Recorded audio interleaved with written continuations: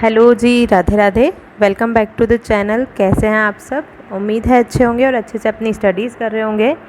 तो जैसा कि आपको पता होगा कि हम लोग पार्टनरशिप स्टार्ट कर चुके हैं। फंडामेंटल्स चैप्टर हमने स्टार्ट कर दिया है एंड इसकी जो basic meaning, characteristics, features, nature etcetera के बारे में हम लोग हमारी फर्स्ट वीडियो में डिस्कस कर चुके हैं। हाफ एन आवर की वीडियो है बेटा।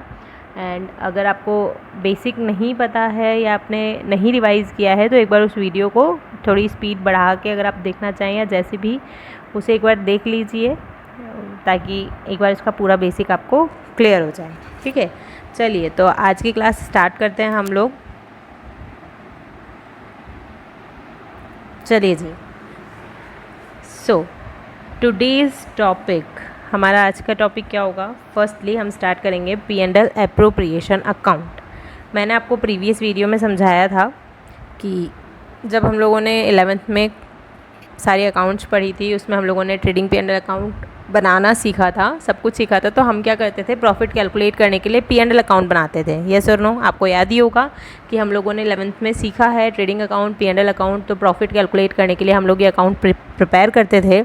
अब बात ये आती है कि जब हम पार्टनरशिप के अंदर आ चुके हैं, पार्टनरशिप हम लोग कर रहे हैं, तो पार्टनरशिप में क्या होता है बेटा कि बहुत सारे पार्टनर्स हैं। आपने फर्म से रिलेटेड जो भी एक्सपेंसेस हो गए, आपकी जो भी इनकम हो गई, हम लोगों ने फर्म से रिलेटेड सारी चीज़ें वहाँ दिखा दी। ठीक है कि फर्म को टोटल इतने एक्सपेंस हुए, फर्म को टोटल इतनी इनकम हुई। बट P&L एप्रोप्रिएशन जो आपका अकाउंट है, P&L एप्रोप्रिएशन अकाउंट आपके जो पार्टनर्स होंगे, आपने अगर कोई फर्म बनाई है, फर्म में जो भी पार्टनर्स होंगे, तो पार्टनर्स से रिलेटेड जो एडजस्टमेंट होंगे वो किस में होंगे? हमारे P&L एप्रोप्रिएशन अकाउंट में। किस में होंगे? P&L एप्रोप्रिएशन अकाउंट में। यानी कि P&L अकाउंट तो हमें बनाना है, यहाँ भी बनाना है। हालांकि आपके कोर्स में है नहीं, आपको प्रिपेयर करने की नीड होगी नहीं यहाँ पे, but trading P&L account partnership firm के बिजनेस में भी प्रिपेयर होते हैं। तो P&L अकाउंट से जो प्रॉफिट कैलकुलेट करेंगे हम लोग, वो प्रॉफिट हम लोग P&L एप्रोप्रिएशन अकाउंट में ट्रांसफ़र करेंगे, कैरी फॉरवर्ड करेंगे और फिर उस प्रॉफिट का डिस्ट्रीब्यूशन पार्टनर्स में करेंगे कि पार्टनर्स को जो भी आपने एक्सपेंसेस, पार्टनर्स को जो भी चीज़ें देनी है या पार्टनर से अगर कुछ लेना है तो वो सब एडजस्टमेंट हम लोगों को इस अकाउंट के अंदर करना होगा। तो किस तरीके से एडजस्ट करेंगे वो देख लेते हैं।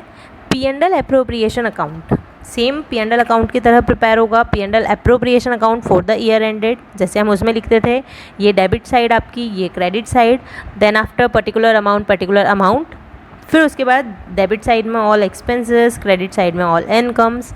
तो P&L एप्रोप्रिएशन मैंने बोला अभी कि पार्टनर्स के इस पर्पज़ से बनाया जाता है कि पार्टनर्स को क्या देना है।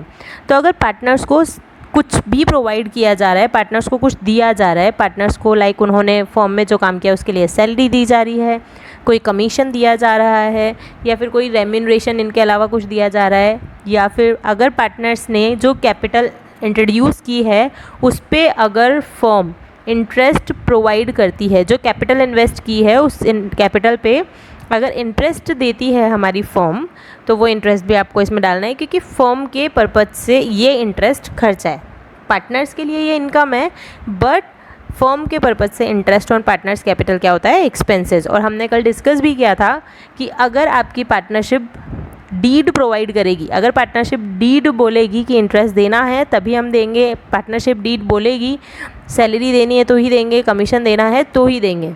ठीक है, सो अगर पार्टनर्स को सैलरी, कमीशन और इंटरेस्ट ऑन कैपिटल, इन सब के प्रोविज़न हमने बनाए हुए हैं पार्टनरशिप डीड में, तो हम लोग पार्टनर्स को ये सारी चीज़ें देंगे। और ये कहाँ पे हम लोग इसका एडजस्टमेंट करेंगे? P&L एप्रोप्रिएशन अकाउंट में। ठीक है, फिर उसके बाद में स्टार्टिंग, ये तो हम भूल ही गए कि आपको स्टार्टिंग कैसे करनी है कि P&L अकाउंट से प्रॉफिट ट्रांसफ़र करके जो P&L अकाउंट में प्रॉफिट आया होगा उसको हम कैरी फॉरवर्ड करेंगे। अगर प्रॉफिट है तो क्रेडिट में शो कर देंगे बाय P&L अकाउंट, और अगर इन केस लॉस हो जाता है, अगर हमें यहाँ प्रॉफिट की जगह क्या होता है बेटा जी? लॉस। अगर मान लो P&L अकाउंट में क्या होता है? लॉस। अगर P&L अकाउंट में लॉस है तो उस केस में तो हमें P&L एप्रोप्रिएशन बनाने की ही नीड नहीं है। हमें P&L एप्रोप्रिएशन बनाने की नीड नहीं है। क्यों नहीं है? क्योंकि एप्रोप्रिएशन हमेशा प्रॉफिट्स में से होता है। ये चीज़ ध्यान रखेंगे आप लोग कि एप्रोप्रिएशन हमेशा किस में से होता है, प्रॉफिट्स में से होता है। हम पार्टनर्स को सैलरी, कमीशन या इंटरेस्ट ये सारी चीज़ें तभी देंगे अगर हमारी फर्म प्रॉफिट गेन करती है। प्रॉफिट होगा तो हम ये सब देंगे, अगर लॉस होता है तो हम ये देंगे ही नहीं। तो जब देना ही नहीं है तो P&L एप्रोप्रिएशन बनाएंगे ही नहीं। Is it clear? तो मैं यही बोलना चाह रही हूँ कि प्रॉफिट होगा in case of profit, P&L appropriation account will be prepared. In case of loss there will be no P&L appropriation account, हमें उसकी नीड ही नहीं रहेगी। Is it clear? तो P&L अकाउंट का प्रॉफिट हमने यहाँ कैरी फॉरवर्ड कर लिया, सैलरी कमीशन दे दिया, इंटरेस्ट ऑन कैपिटल दे दिया, और अगर किसी पार्टनर ने, आपकी फर्म के किसी पार्टनर ने ड्राइंग्स की है, अगर कोई अमाउंट जो है बेटा वो विड्रॉ किया है, अगर अमाउंट विड्रॉ किया है तो उसके ऊपर हमें पार्टनर्स को इंटरेस्ट देना, हमें पार्टनर्स से इंटरेस्ट मिलेगा। अगर पार्टनर ने विड्रॉ किया है अमाउंट को तो वो हमें क्या देगा, हमारी फर्म को क्या देगा, इंटरेस्ट। और ये फर्म के लिए क्या होगा, ये इंटरेस्ट हमारी फर्म के लिए इनकम होगी, और इनकम हम कहाँ डालेंगे, क्रेडिट साइड में। Is it clear? तो आपको यहाँ तक की चीज़ें समझ आ गई होगी कि first of all P&L account से प्रॉफिट कैरी फॉरवर्ड करके लाएंगे, by P&L account net profit transfer या carry forward from P&L account, by interest on drawing, अगर 2 पार्टनर है तो 2 पार्टनर्स की, 3 है तो 3 या जितने भी हैं, सैलरी टू पार्टनर्स, जिन पार्टनर्स को सैलरी दी जाएगी, 2 commission and 2 interest on capital. Then ये सारी चीज़ें लेने के बाद में हम क्या करेंगे कि इस प्रॉफिट में से अगर आपकी फर्म ने ये प्रोविज़न बनाया हुआ है या फिर ऐसा डिसाइड किया हुआ है, फर्म में पार्टनर्स ने मिलके डिसाइड किया हुआ है कि जो भी हमें प्रॉफिट रिमेनिंग रहेगा, अगर मान लेते हैं हमारे पास में एक्स्ट्रा प्रॉफिट होगा हमें, तो उस प्रॉफिट का कुछ पार्ट, कुछ हिस्सा हम लोग रिज़र्व करके रखेंगे। उस प्रॉफिट का कुछ पार्ट हम क्या करके रखेंगे, रिज़र्व करके रखेंगे। तो उसे हम कहाँ ट्रांसफ़र करते हैं, रिज़र्व अकाउंट में। मुझे उम्मीद है आप लोगों को रिज़र्व क्या होता है ये पता होगा। 11th क्लास में पूरा चैप्टर था आप लोगों का बेटा प्रोविज़न एंड रिज़र्व का। हल्का सा आपको ब्रीफ कर देती हूँ कि रिज़र्व क्या होता है कि हम इन फ्यूचर, आपको मान लो कोई नुकसान होगा, हम ये सोच के चल रहे हैं कि यार मान लो, जैसे फॉर एग्जांपल मैं यहाँ पे एग्जांपल देती हूँ, मान लेते हैं कि ये जो P&L अकाउंट से प्रॉफिट हमने ट्रांसफ़र किया था वो 1 लाख था, ठीक है। मान लेते हैं कि ये जो P&L अकाउंट से हम लोग प्रॉफिट लेके आए हैं ये कितने का है, 1 लाख रुपीज़ का। कितने का प्रॉफिट लेके आए हम लोग कैरी फॉरवर्ड करके, 1 लाख रुपीज़, ठीक है। अब इंटरेस्ट ऑन ड्राइंग हमने पार्टनर से ले ली बेटा 5,000 और 5,000, टोटल 10,000 की जो है इंटरेस्ट ऑन ड्राइंग हमने पार्टनर से ली है। फिर एक पार्टनर को मान लेते हैं सैलरी देनी थी, हमने 10,000 सैलरी दे दी, कमीशन किसी भी पार्टनर को कुछ नहीं देना है। इंटरेस्ट जो है, इंटरेस्ट प्रोवाइड करना था हमें पार्टनर्स को, कैपिटल पे जो इंटरेस्ट का अमाउंट है हम लोगों का वो मान लेते हैं 20K और 20K, यानी कि total 40K। Is it clear? 1 lakh और 10,000, टोटल 1,10,000। टोटल प्रॉफिट कितना है हमारा, 1,10,000। टोटल हमारे पास अभी फ़िलहाल की इनकम ये है, और इसमें से हम लोगों ने टोटल 50K का पेमेंट तो कर ही दिया है, यानी कि अभी भी मेरे पास में कितना प्रॉफिट पड़ा हुआ है, 60K का। तो हम ये मान के चल रहे हैं कि यार अगर मेरी फर्म अच्छा प्रॉफिट अर्न करती है तो हम क्या करें कि इन फ्यूचर बाय चांस अगर मुझे नुकसान हो जाता है तो उसकी भरपाई करने के लिए, उस खर्चे को बियर करने के लिए हमारे पास में एक्स्ट्रा अमाउंट पड़ा हुआ हो। जैसे नॉर्मल लाइफ में हम लोग सेविंग्स करते हैं, नॉर्मल लाइफ में अगर हमारी फैमिली में हमारे पापा हो गए या फिर आपके जो भी है father, mother, brother, sister, anyone, तो जो अगर वो कुछ अर्न कर रहे हैं तो हम क्या करते हैं कि यार कुछ सेव करके रख लेते हैं, ताकि इन फ्यूचर अगर हम लोगों को कोई नुकसान हो जाए या इन फ्यूचर अगर कोई अर्जेंसी आ जाए तो हमारे पास वो सेविंग्स काम आ सके। उसी तरह से बिज़नेस में क्या होता है कि इन फ्यूचर अगर कोई अर्जेंसी या कोई नुकसान हम लोगों को एकदम से उठाना पड़ जाए और उसके लिए हमारे पास उस वक्त अमाउंट ही नहीं हो तो फिर क्या, इसलिए हम उसके लिए पहले से ही तैयारी करके रखते हैं, उसको हम क्या बोलते हैं, रिज़र्व। तो ये बोला जाता है कि एक अननोन लाइबिलिटी के लिए या अननोन प्रॉब्लम्स के लिए हम पहले ही तैयारी कर रहे हैं, वो रिज़र्व होता है। तो यहाँ पे फर्म क्या करेगी, फिक्स डिसाइड करके रखेगी कि यार हमें जितने प्रॉफिट होंगे उसका हम लोग इतना रिज़र्व बनाएंगे। तो जस्ट इमेजिन कि अगर मान लो इस फर्म ने 10%, ए बी की जो फर्म है इन्होंने बोला कि यार प्रॉफिट जो रिमेनिंग बचेगा उसका 10% रिजर्व रखना है। तो यहाँ पे 6 के 60,000 बचे हैं, 60,000 का 10% 6 के 6,000 रुपये का जो प्रॉफिट है वो रिजर्व में ट्रांसफ़र कर दिया जाएगा for future unknown losses. Is it clear? फिर उसके बाद में अब जो प्रॉफिट रिमेनिंग रहेगा इस एग्जांपल के अकॉर्डिंग 54 के यानी कि 54,000 का जो प्रॉफिट रिमेनिंग रहा है वो ए और बी के कैपिटल अकाउंट्स में ट्रांसफ़र हो जाएगा उनके पीएसआर में। अगर प्रॉफिट शेयरिंग रेशियो उन लोगों ने डिसाइड किया है तो उस डिसाइडेड रेशियो में, और कुछ भी डिसाइड नहीं किया है तो 1:1 में 54,000 rupees will be distributed to A's capital and to B's capital. अब आप सोच रहे होंगे कि यहाँ पे ये करंट अकाउंट क्यों लिखा हुआ है, एज करंट अकाउंट, बीज करंट अकाउंट। मैंने आपको कल भी कहा था कि कैपिटल अकाउंट्स को प्रिपेयर करने के मेथड्स होते हैं वो हम लोग बाद में डिस्कस करेंगे, ठीक है। फिलहाल आगे बढ़ते हैं। अच्छा जी, अब बात ये आती है कि पी&एल अकाउंट और पी&एल एप्रोप्रिएशन अकाउंट में डिफरेंस क्या है। भाई आपने ये तो बोल दिया मैम कि पी&एल अकाउंट बनता है उसके बाद में पी&एल एप्रोप्रिएशन बनता है, तो इसमें डिफरेंस क्या है। अगर बेसिक सा डिफरेंस आप समझने की कोशिश करोगे तो आपको समझ आएगा कि पी&एल अकाउंट से तो आपने प्रॉफिट कैलकुलेट करना है और फिर वो जो प्रॉफिट कैलकुलेट करके आप लेके आए हो उसे पार्टनर्स में एक तरीके से डिस्ट्रीब्यूट करना है, ठीक है। ये तो हुई बेसिक सी बात। अब इसका डिफरेंस मैं बेसिक सा समझा देती हूँ, इसके बाद इसको आप खुद से पढ़ लीजिएगा, ठीक है। पी&एल अकाउंट ट्रेडिंग अकाउंट के बाद प्रिपेयर होता है, हम सबको पता है, जबकि पी&एल एप्रोप्रिएशन पी&एल अकाउंट बनने के बाद में प्रिपेयर होता है, ठीक है। फिर उसके बाद पी&एल अकाउंट नेट प्रॉफिट या नेट लॉस कैलकुलेट करने के लिए होता है, जबकि पी&एल एप्रोप्रिएशन दिखाने के लिए होता है। एप्रोप्रिएशन यानी कि उसको किस तरीके से आपने यूज़ किया फर्म में अपने पार्टनर्स को डिस्ट्रीब्यूट करने में या रिजर्व बनाने में, etcetera.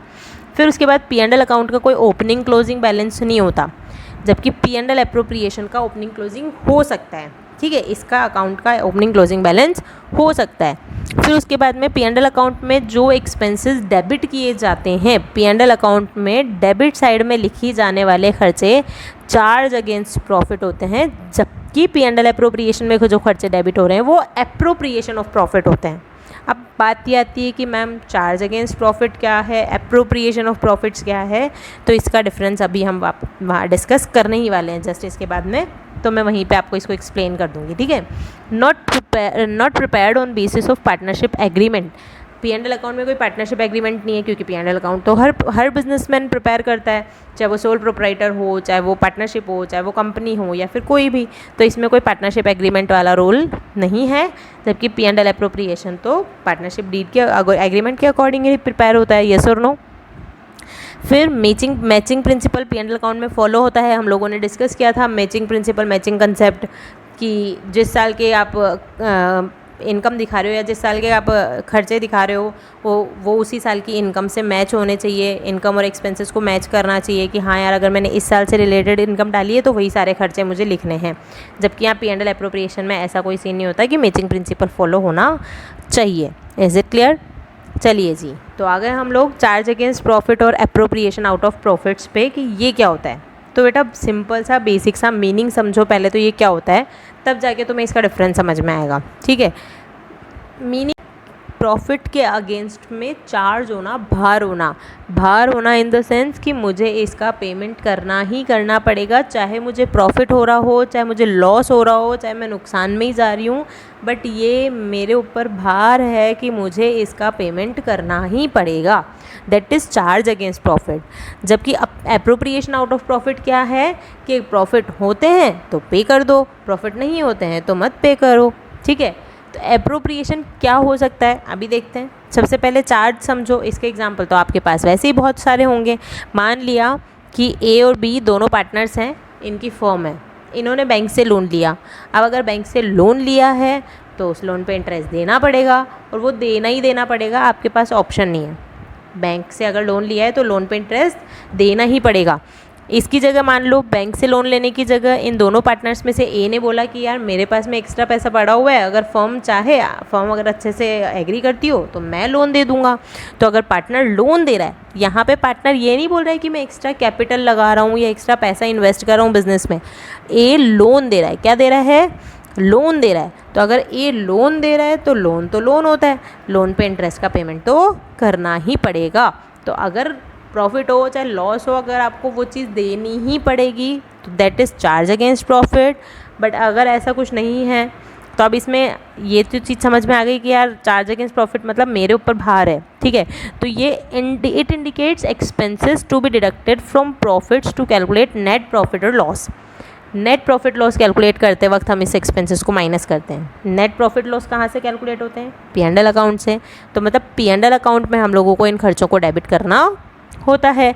Debited to P&L account. Necessary to make charges even if there is loss. चाहे नुकसान में जा रहे हो फिर भी हमें ये पेमेंट करना ही पड़ेगा। तो एग्जाम्पल क्या हो गए? Interest on partner loan. अभी मैंने बोला कि अगर कोई पार्टनर लोन दे रहा है तो भी आपको इंटरेस्ट देना पड़ेगा।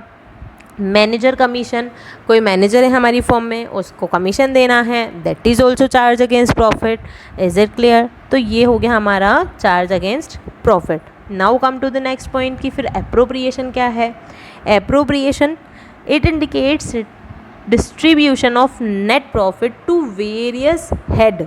बहुत सारे हेड्स के अंदर आपको प्रॉफिट का डिस्ट्रीब्यूशन करना है। वेरियस हेड्स मतलब पार्टनरशिप फॉर्म में हम लोग बात कर रहे हैं, तो पार्टनर से रिलेटेड जो भी चीज़ें होंगी ना, पार्टनर लोन की बात नहीं कर रहे हैं बेटा। लोन अलग चीज़ है, कैपिटल अलग चीज़ है। कैपिटल है जो मैंने पैसा इन्वेस्ट किया है, जबकि लोन एक तरीके से लोन की तरह ही ट्रीट होगा कि ये हमारी डेप्ट है, ये हमारा ऋण है जिसका पेमेंट हमको करना ही पड़ता है, ठीक है। तो आप इसको इंटरेस्ट ऑन पार्टनर्स लोन हमेशा P&L अकाउंट में आता है, जबकि अभी हम P&L एप्रोप्रिएशन पढ़ के आए। वहाँ पे कहीं था क्या इंटरेस्ट ऑन पार्टनर्स लोन? नहीं था, क्योंकि interest on partners loan P&L account में आता है। जबकि अगर सैलरी हुई, कमीशन हुआ, इंटरेस्ट ऑन कैपिटल हुआ, ये सारी चीज़ें ऐसी है जो पार्टनर अपने काम के बदले में रिसीव करेगा, इन्वेस्ट किया हुए पैसे के बदले में रिसीव करेगा। तो ये सारी चीज़ें एप्रोप्रिएशन होती है। ये सारी चीज़ें एप्रोप्रिएशन होती हैं जब तक क्वेश्चन ने स्पेसिफिकली बोल नहीं दिया कि यार ये आपको चार्ज अगेंस्ट प्रॉफिट मानना है। अगर बोल रही है, अगर क्वेश्चन ही आपको बोल रहा है कि नहीं चार्ज अगेंस्ट प्रॉफिट मानो, तो फिर आप उसको चार्ज अगेंस्ट प्रॉफिट मानोगे और P&L अकाउंट में शो करोगे। बट अगर नहीं बोला जाता है तो P&L एप्रोप्रिएशन में salary, commission, IOC, interest on capital, interest on drawing, ये सारी चीज़ें एप्रोप्रिएशन है, and that's why they will come to P&L appropriation account. So they are debited to P&L appropriation. Appropriations are made only when there is profit होगा तो ये होगा, और example इसका इंटरेस्ट ऑन कैपिटल। तो चलिए जी, ये तो हो गया हमारा बचा कुचा थ्योरी पोर्शन स्टार्टिंग का। आगे भी पॉइंट्स आते रहेंगे तो उनको भी हमें समझना ही होगा, तो उनको भी समझते चलेंगे और साथ में क्वेश्चन डिस्कस करते चलेंगे। तो ये आपकी DK गोयल की बुक का इलस्ट्रेशन नंबर 2 है। हम लोग इलस्ट्रेशंस प्रैक्टिस करेंगे बेटा जी, और उसके बाद में क्वेश्चंस आप लोग को प्रैक्टिस करने हैं। जहाँ डाउट हो आप लोग पूछ सकते हो, आप लोग बोल सकते हो कि मैम इस क्वेश्चन को सॉल्व करके बताओ। मैं वो क्वेश्चन सॉल्व करके यूट्यूब पे ज़रूर प्रोवाइड कर दूँगी, ठीक है। सो illustration number 2, the question is saying us that Aarti and Bharti are partners in a firm sharing profits in ratio of 3:2. Following trial balance was extracted from their books as at 31st March 2024. आरती और Bharti partners हैं 3:2 के ratio में। उनका trial balance given है हम लोगों को। Trial balance में हमें, हाँ जी, सो ट्रायल बैलेंस में आपको गिवन है opening stock, purchase, return inward, debtors, computer, rent for 11 months, salary staff, land building, wages, general charges, cash at bank, Aarti's drawing and Bharti's drawing. ये तो हो गए डेबिट बैलेंस आपके। फिर उसके बाद गिवन है क्रेडिट में sales, return outward, creditors, interest और दोनों की कैपिटल। अब हमें इनको यहाँ से ट्रांसफ़र करना है। ट्रेडिंग अकाउंट बनाना पड़ेगा, P&L अकाउंट बनाना पड़ेगा, उसके बाद में हम P&L एप्रोप्रिएशन बनाएंगे और बैलेंस शीट बनाएंगे। अब आप सोच रहे होगे इतना सब, ये सिर्फ एक ही क्वेश्चन है जिसमें आपको ट्रेडिंग, P&L एप्रोप्रिएशन सब बनाने के लिए दिया हुआ है। इसके अलावा और कोई क्वेश्चन है नहीं और चांसेस भी नहीं है कि इस टाइप का क्वेश्चन आए। बट ये आपको सिखाने के लिए कि किस तरीके से आप P&L में चीज़ों को डालते हो और उसके बाद वहाँ से, ताकि आपको जो 11th का पूरा बेस है वो वापस से थोड़ा थोड़ा सा याद आ जाए और आप उसको क्लियर कर पाओ, ठीक है। तो आपको याद होगा ओपनिंग स्टॉक ट्रेडिंग अकाउंट के डेबिट में जाता था, परचेज ट्रेडिंग के डेबिट में, रिटर्न इनवार्ड ट्रेडिंग में क्रेडिट साइड में सेल्स में से माइनस होता था। सन्ड्री डेटर्स बैलेंस शीट में जाएंगे, कंप्यूटर ऑल्सो बैलेंस शीट में जाएगा, रेंट P&L अकाउंट में जाता है, बट हम ट्रेडिंग अकाउंट P&L अकाउंट में पूरे 12 महीने 12 मंथ्स पूरा हमारा जो पूरा फाइनेंशियल ईयर है उसके एक्सपेंसेस और इनकम को दिखाते हैं। और यहाँ बोला गया है कि रेंट 11 मंथ्स का, दैट मीन्स कि हमने सिर्फ 11 महीने का रेंट पे किया है, 1 महीने का रेंट अभी आउटस्टैंडिंग होगा। तो सबसे पहले हम लोग 12 मंथ्स का रेंट निकालेंगे। 22,000 रुपीज़ जो है वो 11 मंथ्स के लिए है, तो 12 मंथ्स के लिए कितना, तो टोटल आ जाएगा आपका 24K। 24,000 रुपीज़ का रेंट आप कहाँ शो करोगे, P&L अकाउंट के डेबिट साइड में। Is it clear. और उसके बाद में वैसे तो अभी हम लोग नीचे एडिशनल इन्फॉर्मेशन देखते हैं, क्या पता और कुछ भी हो, अगर कुछ नहीं बोला जाएगा तो हम यही ट्रीटमेंट करने वाले हैं, ठीक है। 24K P&L के डेबिट में चला जाएगा और 2K अभी आउटस्टैंडिंग होगा अगर, तो वो बैलेंस शीट में लाइबिलिटी साइड ट्रांसफ़र हो जाएगा। Is it clear. इसके बाद में salary to staff P&L debit, land and building balance sheet, wages trading account, general charges P&L account, cash at bank balance sheet asset side में, आरतीज drawing and भारतीज drawings आपकी जाएगी बैलेंस शीट में। और बैलेंस शीट में ये capital में से माइनस होती है बेटा, ठीक है। बैलेंस शीट में आप लोग कैपिटल शो करते हो। कैपिटल क्या होता है कि भाई आप लाइबिलिटी वाले कॉलम में जो लेफ्ट साइड वाला है उसमें शो करते हो, कैपिटल याद होगा आपको। तो अब हमें क्या करना होगा यहाँ पे कि कैपिटल यानी इन्वेस्टेड अमाउंट, और अगर उस इन्वेस्टेड अमाउंट में से पैसा निकाल रहे हैं पार्टनर्स तो उसमें से उसको माइनस कर दो। सेल्स ट्रेडिंग अकाउंट के क्रेडिट साइड में, रिटर्न आउटवर्ड ट्रेडिंग अकाउंट के डेबिट में परचेज में से माइनस, रिटर्न आउटवर्ड यानी परचेज रिटर्न, है ना। Sundry creditors balance sheet liability side, interest credit balance है, दैट मीन्स कि ये इंटरेस्ट आपकी इनकम है, इंटरेस्ट आप लोगों की इनकम है, तो P&L के क्रेडिट साइड में आरतीस कैपिटल भारतीस कैपिटल बैलेंस शीट में चली जाएंगी। चलिए जी, उम्मीद करती हूँ यहाँ तक आपको समझ में आ गया होगा। क्वेश्चन आगे क्या बोला है, you are required to prepare trading P&L appropriation for the year ended and balance sheet also. Stock on 31 March was valued at 60,000 rupees. Closing stock आपको गिवन है। आप लोग को 11th का ये कंसेप्ट याद होगा कि जो चीज़ें ट्रायल बैलेंस में दी हुई होती हैं वो सिर्फ एक जगह एडजस्ट होती है, जबकि जो चीज़ें आपको एडिशनल इन्फॉर्मेशन में दी हुई होती है वो 2 जगह एडजस्ट होती है, ठीक है। तो यहाँ पे ये जो स्टॉक गिवन है 60,000 का, ये क्लोजिंग स्टॉक है, तो ये 2 जगह कहाँ जाएगा, ट्रेडिंग के क्रेडिट साइड में और बैलेंस शीट में एसेट साइड में।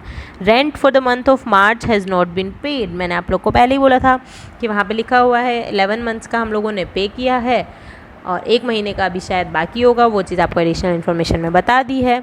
और मैंने फिर उसको 2 जगह एडजस्ट करना भी बताया था आपको कि 2 जगह कहाँ कहाँ एडजस्ट करोगे। 22,000 रुपीज़ का रेंट आपका 11 महीने का था, तो हमने 12 महीने का निकाला था। 12 मंथ्स का निकाल के हमने निकाला कि यार वो 24K बना, तो ये 24K तो जाएगा P&L अकाउंट में डेबिट साइड, और बचे हुए 2K जो है वो जाएंगे बैलेंस शीट में लाइबिलिटी साइड। यस और नो। कंप्यूटर पे डेप्रीशिएशन लगाना है, डेप्रीशिएशन P&L के डेबिट साइड में चला जाएगा और बैलेंस शीट में कंप्यूटर में से माइनस हो जाएगा। Bharti is to be allowed a salary of 5,000 per month. Bharti partner है, पार्टनर की सैलरी P&L अप्रोप्रिएशन में जाती है, तो भारती को जो सैलरी दी जाएगी P&L अप्रोप्रिएशन में 5,000 पर मंथ यानी 60,000 रुपीज़ आपके ईयरली P&L अप्रोप्रिएशन के डेबिट में। और पार्टनर्स को इंटरेस्ट ऑन कैपिटल देना है 6% पर एनम से, तो पार्टनर्स को interest on capital P&L appropriation के डेबिट में टू इंटरेस्ट ऑन कैपिटल करके हम लोग दिखा देंगे। चलिए जी, अब आंसर चेक कर लेते हैं, जो हमने बोला है वो सही है या नहीं है। ओपनिंग स्टॉक था 36, ट्रेडिंग अकाउंट के डेबिट में, ट्रेडिंग अकाउंट के डेबिट में हम लोगों ने शो कर दिया ओपनिंग स्टॉक 36। फिर हमने देखा परचेज 620, ट्रेडिंग अकाउंट के डेबिट में 620। फिर हमने यहाँ पे क्रेडिट साइड में देखा था बेटा रिटर्न आउटवर्ड देखा था, तो इसको हम लोग परचेज में से माइनस कर देंगे, ठीक है।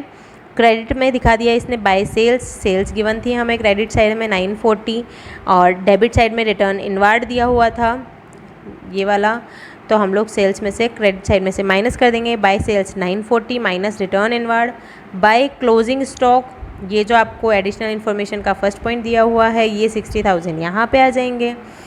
ठीक है, फिर उसके बाद में हम लोगों को यहाँ पे वेजेस गिवन थी, तो ये वेजेस जो हैं वो वेजेस आपकी डेबिट साइड में ट्रांसफ़र हो जाएगी ट्रेडिंग के, और ये सारी चीज़ें डलने के बाद जो बैलेंस बचेगा वो आपका बन जाएगा gross profit carried down. Gross profit carried down, ये ग्रॉस प्रॉफिट आपके P&L अकाउंट में ट्रांसफ़र हो जाएगा, और हम यहाँ पे शो कर देंगे by gross profit brought down.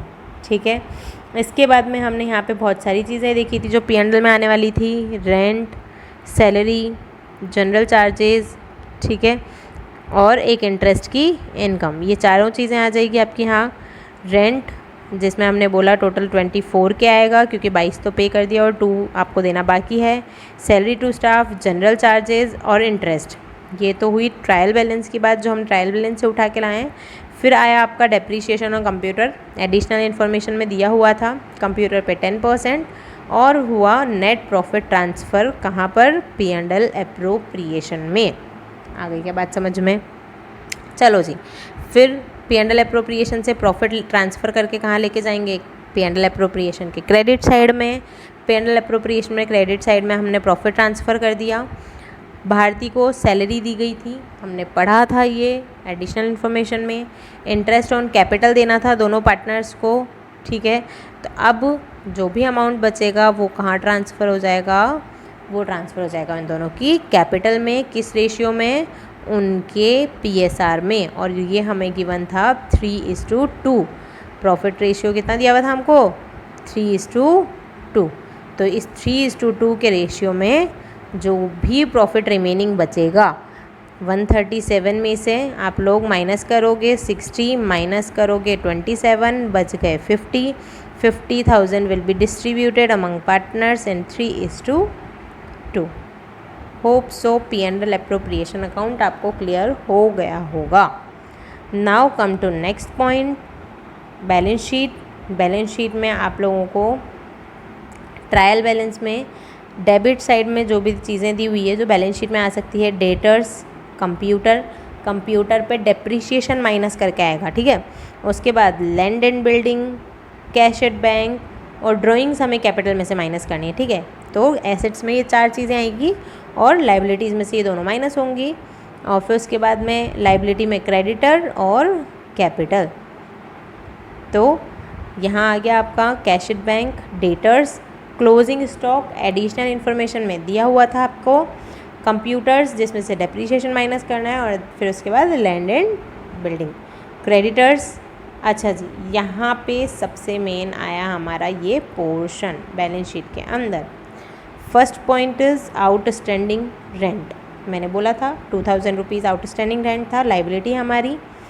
आरती की कैपिटल गिवन थी हमें 3 लाख और भारती की कैपिटल दी हुई थी हमें 1,50,000 रुपीज़। अब इनकी कैपिटल में भी तो एडजस्ट करना पड़ेगा। कैपिटल में जिस चीज़ ने इंक्रीमेंट किया वो ऐड कर दो, जिस चीज़ से डिक्रीज़ हुआ वो माइनस कर दो। तो फर्स्ट ऑफ ऑल ड्राइंग्स हमें गिवन थी, मैंने कहा था ड्राइंग्स वो विड्रॉ करके ले जा रहे हैं पैसा, तो कैपिटल कम हो गई तो माइनस कर देंगे। हमने इंटरेस्ट ऑन कैपिटल दिया था, P&L एप्रोप्रिएशन में शो किया था आप लोगों ने, तो इंटरेस्ट ऑन कैपिटल से हमारी पार्टनर की कैपिटल क्या हो गई, बढ़ गई तो ऐड कर दो। Is it clear? तो ये अमाउंट जो आपका इंटरेस्ट ऑन कैपिटल ऐड होने के बाद में और प्रॉफिट P&L एप्रोप्रिएशन का जो बैलेंस बचा आप लोगों ने वो प्रॉफिट ट्रांसफ़र किया था किस रेशियो में, 3:2 में, तो वो प्रॉफिट भी आपको इसमें ऐड करना है, तो आ जाएगी आपकी आरती की कैपिटल। इसी तरीके से भारती की कैपिटल कैसे निकालेंगे बेटा, भारती की कैपिटल हमें गिवन थी 150, ड्राइंग्स गिवन थी जो माइनस कर देंगे। सैलरी, हमने भारती को सैलरी भी दी थी, हाँ या ना, हमने भारती को सैलरी भी दी थी, तो उस भारती की सैलरी को हम ऐड कर लेंगे। इंटरेस्ट ऑन कैपिटल तो ऐड होना ही है, और P&L एप्रोप्रिएशन से ट्रांसफ़र किया हुआ प्रॉफिट भी हमें यहाँ पे ऐड करना होगा, और इन सबको एडलेस करने के बाद हमारे पास भारती की कैपिटल भी आ जाएगी। Is it clear? उम्मीद करती हूँ कि आप लोग को ये इलस्ट्रेशन समझ में आ गया होगा। फिर भी कोई डाउट होता है तो कमेंट सेक्शन में आप लोग मुझे बता सकते हो, मैं आप लोग के डाउट्स सॉल्व कर दूँगी। ठीक है, चलो जी, अब बढ़ते हैं आगे। अब निकालना है हमको इंटरेस्ट ऑन कैपिटल। कैसे, इलस्ट्रेशन समझते हैं। Rakshit and Malik are partners in a firm sharing profits in ratio 4:1। Rakshit और मलिक दो पार्टनर्स हैं, किस रेशियो में, 4:1 में। 1 अप्रैल 2021, 1 अप्रैल 2021 को उनकी कैपिटल, ओपनिंग कैपिटल गिवन है 120 और 80, 1,20,000 और 80,000 की कैपिटल दी हुई है। 1 दिसंबर को अप्रैल, मई, जून, जुलाई, अगस्त, सितंबर, अक्टूबर, नवंबर, आफ्टर 8 मंथ्स, कितने टाइम बाद, 8 मंथ्स के बाद में दे डिसाइडेड कि भैया टोटल कैपिटल जो होगी फर्म की वो हमारी 3 लाख होगी। अभी टोटल कैपिटल कितनी है, 120 और 80, 2 लाख। अब डिसाइड कर रहे हैं वो कि हमें ये कैपिटल कितनी कर देनी है, 3 लाख। और ये 3 लाख भी किस रेशियो में करनी है, तो भैया 2:1 में, यानी कि 1,20,000 की कैपिटल थी किसकी, रक्षित की। अब वो बोल रहे हैं 1,20 और 80 पहले कैपिटल थी, अब वो बोल रहे हैं कि 3 लाख करनी है। और कैसे करनी है कि रक्षित की तो हो जाए 2 लाख और मलिक की हो जाए 1 लाख, यानी कि रक्षित कितना लेके आएगा पैसा और 80,000, मलिक कितना लाएगा 20,000, हाँ या ना। तो अब क्या करेंगे हम लोग, 1,20,000 का जो अमाउंट है ना बेटा हमारे पास में, 1,20,000 की जो कैपिटल है वो तो अप्रैल, मई, जून, जुलाई, अगस्त, सितंबर, अक्टूबर और नवंबर, 1,20,000 की जो कैपिटल है वो तो हमारे काम आई है 8 मंथ्स। उसके बाद में 1 दिसंबर से दिसंबर, जनवरी, फरवरी, मार्च, 4 महीने जो आपका रक्षित है, रक्षित की कैपिटल काम आई है। 2 लाख की जो कैपिटल है वो कितने टाइम काम आई है, फॉर 4 मंथ्स। 2 लाख रुपीज़ की कैपिटल कितने टाइम काम आई, 4 मंथ्स के लिए। Is it clear.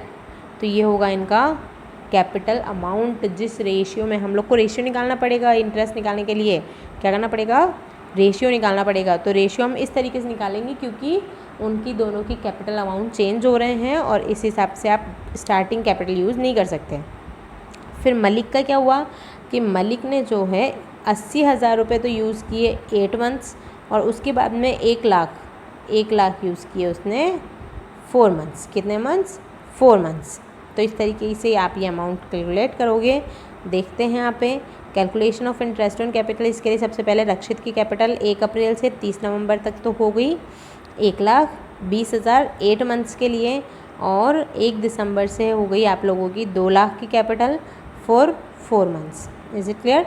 तो अब 6% इंटरेस्ट आपको अप्लाई करना है। तो आप कैसे करोगे, 1.2 लाख मल्टीप्लाइड बाय 6% के अकॉर्डिंग 6/100, और ये कितने टाइम काम आई हैं, तो 8 मंथ्स, तो 8/12।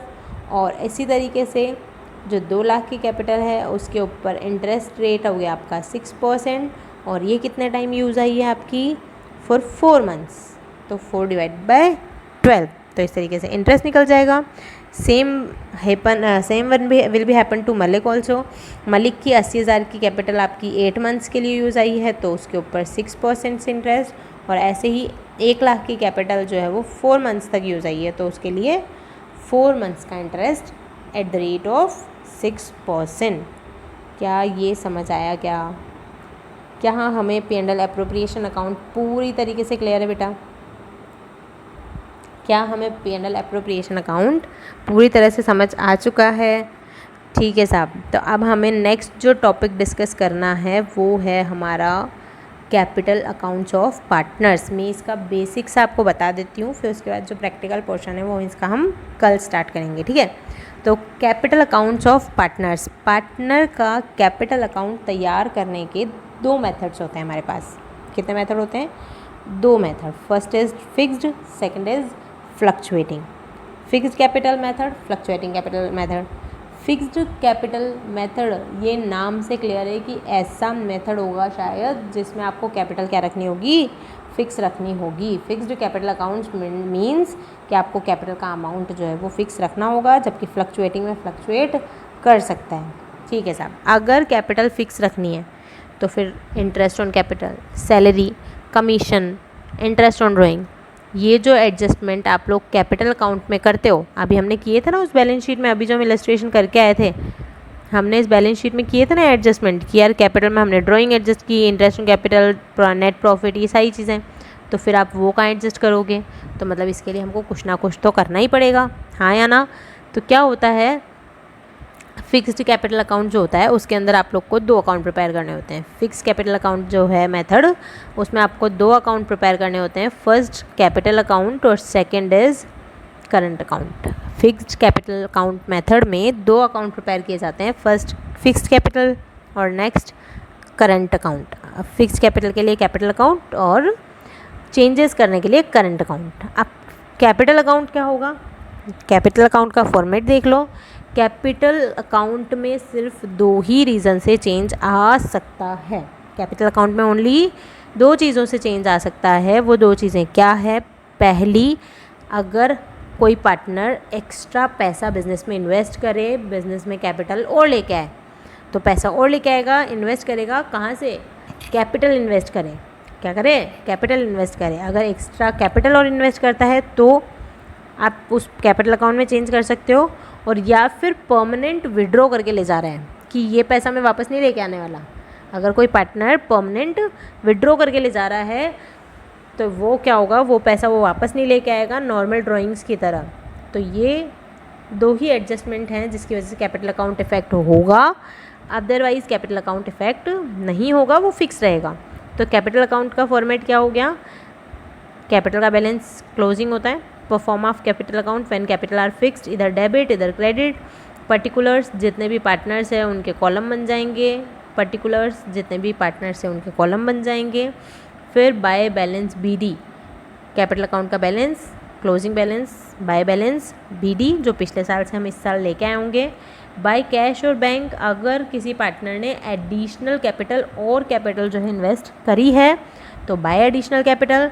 और अगर किसी पार्टनर ने परमानेंट विड्रॉ किया है या फिर कैपिटल के अगेंस्ट में विड्रॉ करना भी बोला जाता है कि ड्राइंग्स अगेंस्ट कैपिटल, अगर इस तरीके की ड्राइंग की है जो परमानेंट है तो वो आपकी डेबिट साइड में आ जाएगी, और बाकी बचा हुआ बैलेंस जो होगा वो टू बैलेंस CD बन जाएगा।